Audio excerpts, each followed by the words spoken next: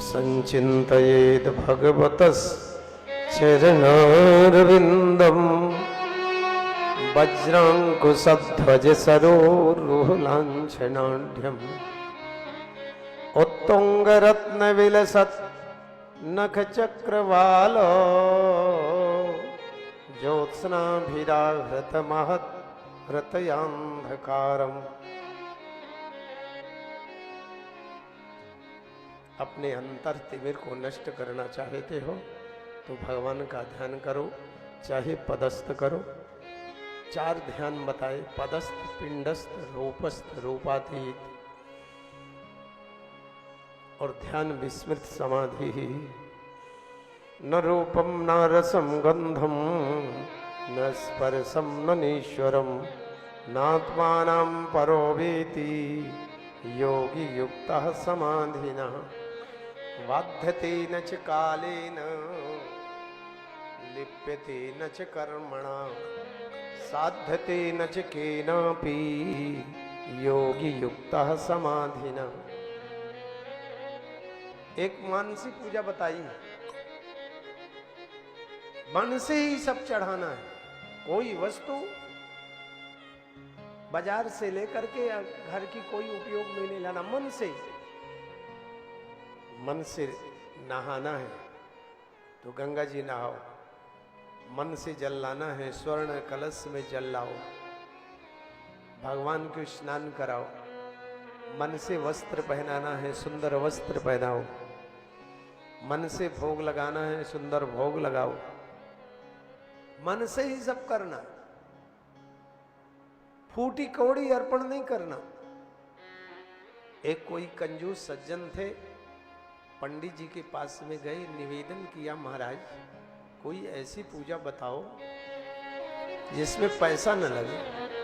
तो यही पूजा बता दी, मानसी पूजा। अब वो बेचारा कंजूस तो था, 12 वर्ष पूजा किया।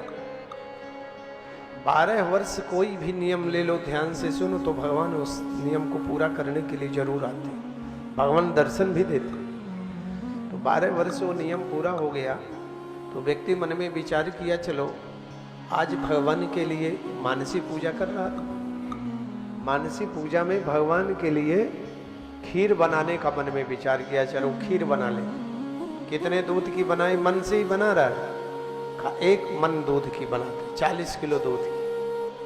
फिर सोचने लगा गोपाल जी छोटे हैं, इतनी खीर क्या करेंगे, 20 किलो की बना ले। धीरे धीरे करके 2 किलो दूध की खीर आखिर बना ही ली।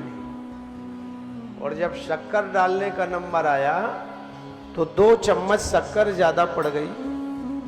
तो कंजूस तो था, अरे शक्कर बड़ी महंगी, ज्यादा गिर गई, तो करछुली से निकालने लगा।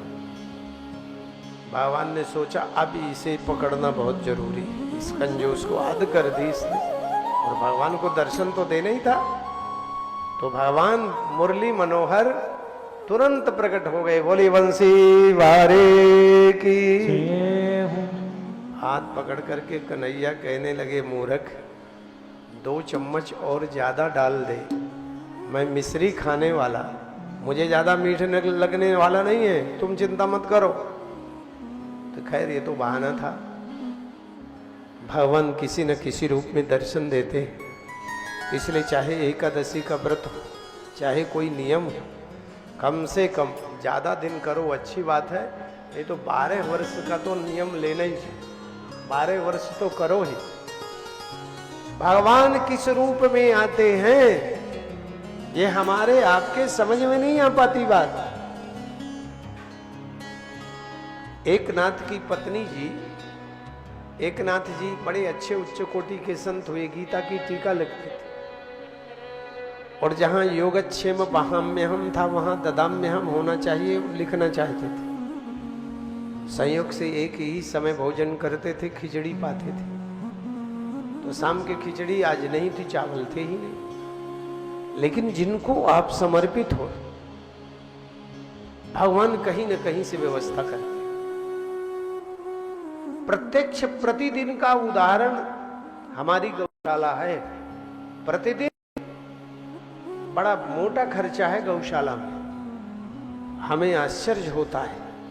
जिस व्यक्ति का कभी हम नाम तक नहीं जानते, वो व्यक्ति गौशाला के पैसे, गौशाला के खाते में पैसा डाल देता है कि महाराज ये आज की सेवा हमारे तरफ से है, आप लोग इतनी बड़ी गौशाला के दर्शन करने न जाओ, ये आपका दुर्भाग्य है। लेकिन बाहर के लोग यदि हमारी मदद न करें तो गौशाला कैसे चले? हमारे पड़ोसी सतना, मैहर, ऊंचेहरा, अमरपाटन और यहाँ के समृद्ध लोग हमारी मदद न करें, लेकिन कोई न कोई मदद करता है, तब वो गौशाला का भोजन, राशन पानी होता है। ये कृष्णम बैठे हैं, ये हमको ये देखते हैं व्यवस्था, ये बताते महाराज जी आज इतना सहयोग आया, आज अमुक व्यक्ति हमारा परिचित नहीं था। मुंबई का अभी एक व्यक्ति अभी 3-4 दिन 5 दिन 1 हफ्ता पहले हमारे जान पहचान का नहीं था, उसने 2.5 लाख रुपए का चारा बिना जान पहचान के उसने 1 ट्रक अपने से भिजवा दिया। तब गौशाला चलती है। हमको आत्मविश्वास है कि गौ माता गोपाल जी हैं साक्षात, ये अपना उदर पोषण कर रही, हमको निमित्त बनाया 10-20 हमको निमित्त बनाया है। तो कहने का तात्पर्य है मेरे प्यारे बंधुओं कि व्यक्ति निमित्त और अच्छे कार्य के लिए जब आगे बढ़ता है तो भगवान उस काम को पूरा करते हैं। कैसे करते हैं? ये प्रत्यक्ष, ये शरीर खुद बैठा है, हमारी कोई धंधा नहीं, कोई पानी नहीं, कुछ भी नहीं, लेकिन इतनी सारी गायें हैं, उनका कैसे उदर पोषण। हर महीने में कोई भी 50 कर्मचारी हैं, कोई ये नहीं कह सकता कि हमारी तनख्वाह नहीं है। कोई गाय भूखी नहीं रह सकती, कोई गाय प्यासी नहीं मर सकती। अपने बूढ़ी गाय लोग भेजते हैं, अपने मृत्यु से मरे अलग बात। तो कहने का भाव ये है, ये न शुक्ली कृतो हंसः सुखस्य हरति कृतः मयूराश्चित्रितायेन सते वृत्तिर्विरास। करने कराने वाला वो परमात्मा है। तो महाराज भगवान शाम के एकनाथ जी के यहाँ चावल नहीं थे, पोटरी लेकर के स्वयं पहुंच गए, बालक का रूप धारण, चावल रख गए। एकनाथ की पत्नी जी ने बहुत पूछा कि तुम कहाँ से आए हो, क्या नाम है, गोल मटोल बात करके भगवान चले गए, नहीं बताया। लेकिन जब आज खिचड़ी बनी तो स्वाद, जिनमें भगवान का, देखो भंडारे के प्रसाद का इतना बड़ा महत्व क्यों है? भोग लग जाता है, आज भी भगवान भोग को पाते हैं।